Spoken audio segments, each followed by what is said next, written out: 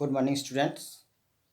आज मैं आप लोगों को केमिस्ट्री एटम्स एंड मॉलिक्यूल्स का पार्ट 2 बताने जा रहा हूं, जिसमें है law of constant proportion. Second law, first law मैंने उस लास्ट वीडियो में बताया था। वीडियो पूरा देखिएगा, लाइक करिएगा, अपने दोस्तों में शेयर करिएगा। अगर वीडियो पहली बार देख रहे हैं तो सब्सक्राइब जरूर करिएगा। तो law of constant proportion in chemical compound किससे मिलकर बना होता है? एलिमेंट्स से। तो in the chemical compound elements are combined together in the fix proportion by mass. Chemical compound में जो एलिमेंट होते हैं वो फिक्स्ड प्रोपोर्शन में कंबाइन होते हैं।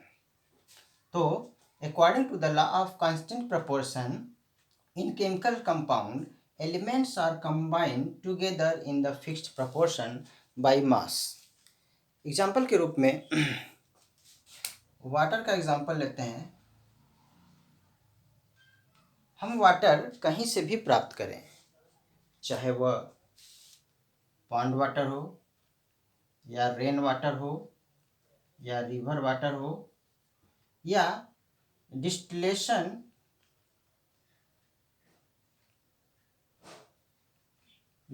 ऑफ सी वाटर हो, या वह वाटर लेबोरेटरी में ऑक्सीजन और हाइड्रोजन के रिएक्शन के फलस्वरूप बना हो, चाहे कोई भी वाटर हो। अगर हम इसमें देखें हाइड्रोजन और ऑक्सीजन का मास, तो हाइड्रोजन और ऑक्सीजन का मास, सपोज करिए कि ये हम वाटर ले रहे हैं। कहाँ का वाटर है ये सपोज करिए पॉन्ड वाटर है। ये वाटर है रेन वाटर है, या कोई भी वाटर सपोज करिए है। तो हम इसमें हाइड्रोजन का मास जो होता है वह 1 होता है, लेकिन 2 हाइड्रोजन है तो इसमें हाइड्रोजन का मास 2 हो जाएगा। 2 हाइड्रोजन का मास 2, और इसमें ऑक्सीजन का मास 16 होता है, तो ऑक्सीजन का मास हो जाएगा 16। अगर हम इन दोनों का रेशियो निकालें तो 1:8 आएगा। ठीक इसमें भी वही प्रोसेस होगा, रेशियो 8 आया, यानी हाइड्रोजन और ऑक्सीजन का जो रेशियो है वो 1:8 है। और चाहे वो वाटर पॉन्ड वाटर हो, चाहे रिवर वाटर हो, चाहे लेबोरेटरी में बनाया गया हो, कहीं भी, तो हम एक कह सकते हैं कि इस केमिकल कंपाउंड वाटर में हाइड्रोजन और ऑक्सीजन का रेशियो हमेशा 1:8 होगा। यानी इन the chemical compound elements are combined together. Element means hydrogen and oxygen. In the case of water, elements are combined together in the fixed proportion 1:8 by mass. इसका मास जो है 1:8 है, यानी हाइड्रोजन का मास 1 और ऑक्सीजन का मास 8। तो कहने का मतलब है कि ये फिक्स्ड रेशियो में कंबाइन होते हैं। दूसरा एग्जांपल ले लेते हैं कार्बन। अगर यह कार्बन ऑक्सीजन से रिएक्ट करके कार्बन डाइऑक्साइड बनाता है, तो इसमें, और अगर यह CaCO3 के हीटिंग करने पर कार्बन डाइऑक्साइड बनता है, तो इसमें या कार्बन डाइऑक्साइड कहीं से भी प्राप्त हो, उसमें कार्बन और ऑक्सीजन का रेशियो हम निकालते हैं। देखते हैं क्या होता है। कार्बन और ऑक्सीजन, कार्बन का मास 12, ऑक्सीजन का मास 16 होता है, 2 ऑक्सीजन है 32 हो जाएगा। अगर हम इनका रेशियो निकालें 4×3 = 12 और 4×8 = 32, 3:8 आया। यानी वो कार्बन डाइऑक्साइड कहीं से भी प्राप्त हो, उसमें कार्बन और ऑक्सीजन का जो मास होता है फिक्स्ड होता है, 3:8 होगा। कहीं से भी ऑक्सीजन हो, उसमें अगर 3 ऑक्सीजन है तो 3 कार्बन है तो 8 ऑक्सीजन होगा। 3:8 में कार्बन और ऑक्सीजन का रेशियो होगा। इसी तरह से किसी भी एलिमेंट में हम इस तरह से देख सकते हैं कि ये law of constant proportion follow कर रहा है।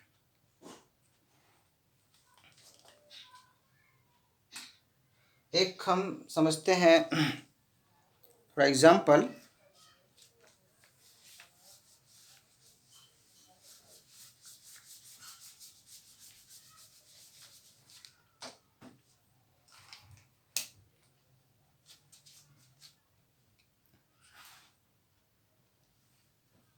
two sample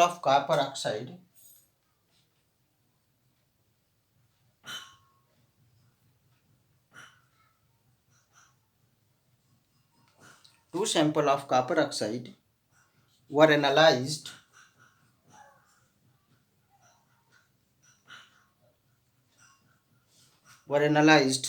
the first sample gave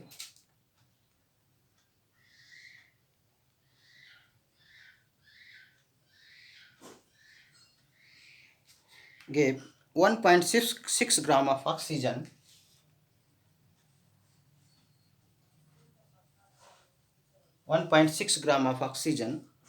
and 6.4 gram of copper.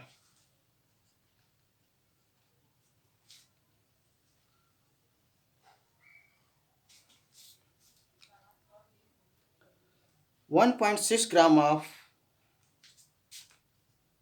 1.6 gram of the second sample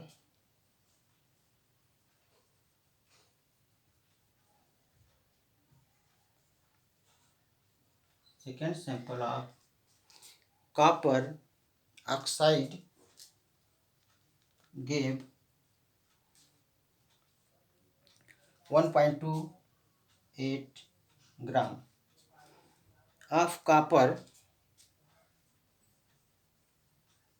on heating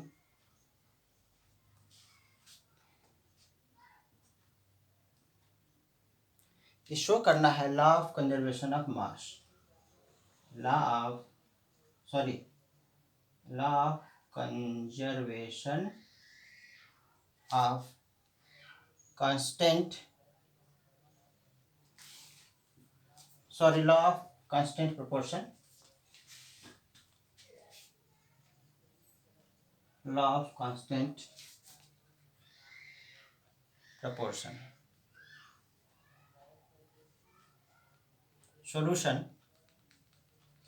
sample of copper oxide were analyzed. The first sample gave, पहले sample में 1.6 gram oxygen and 6.4 gram of copper मिला. Second sample 1.6 gram, second sample of copper oxide gave 1.28 gram of copper on heating. तो constant proportion हमें follow करना है. तो हम पहले सैंपल में सैंपल 1 लेते हैं.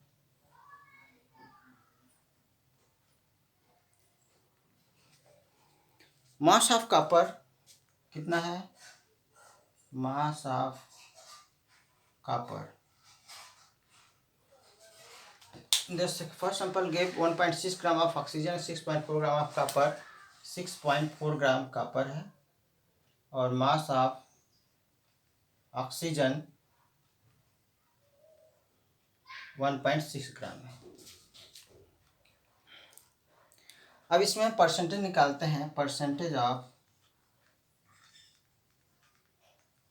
कॉपर का परसेंटेज कैसे आएगा? 6.4 by total mass. Total mass calculate कर लेते हैं. 6.4 प्लस 1.6 8 आ रहा है.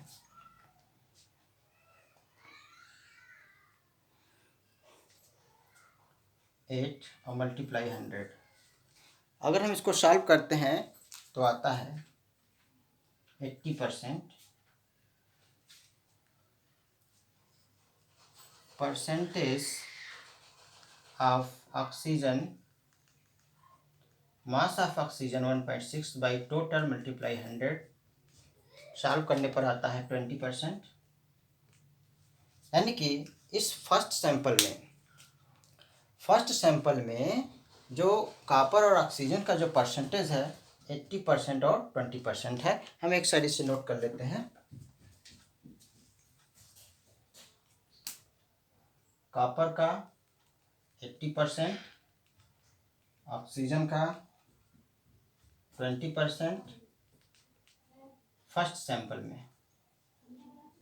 फर्स्ट सैंपल में।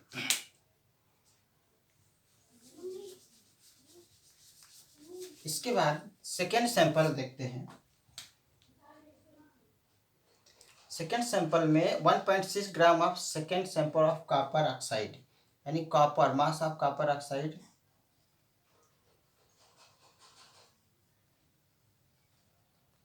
कितना है 1.6 gram, and 1.28 gram of copper, mass of copper 1.28 gram है। इस कॉपर ऑक्साइड में कॉपर और ऑक्सीजन दोनों है और कॉपर का मास हमें मालूम है, तो इस कॉपर ऑक्साइड में से कॉपर का मास निकाल देंगे तो ऑक्सीजन का मास आ जाएगा, mass of oxygen 1.6 minus 1.28 equal हो जाएगा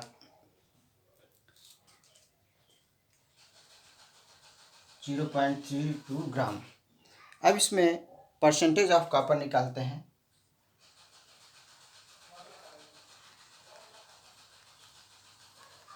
percentage of copper, mass of copper by total mass 1.6 multiply 100। तो सॉल्व करते हैं इसको, तो आता है 80%। उसी तरह से mass of oxygen 0.32 by total mass multiply 100 आता है 20%। यानी इसमें कॉपर और ऑक्सीजन का मास वही आया, सेम फर्स्ट सैंपल के इक्वल। यानी फर्स्ट सैंपल में, फर्स्ट केस में कॉपर 80% है और सेकेंड सैंपल में भी 80%, ऑक्सीजन भी 20% है और इसमें भी 20% है। यानी कि दोनों के केस में, फर्स्ट और सेकेंड सैंपल में दोनों का परसेंटेज सेम है, यानी फिक्स्ड प्रोपोर्शन में है। तो ये लॉ ऑफ कांस्टेंट प्रोपोर्शन ये फॉलो कर रहा है।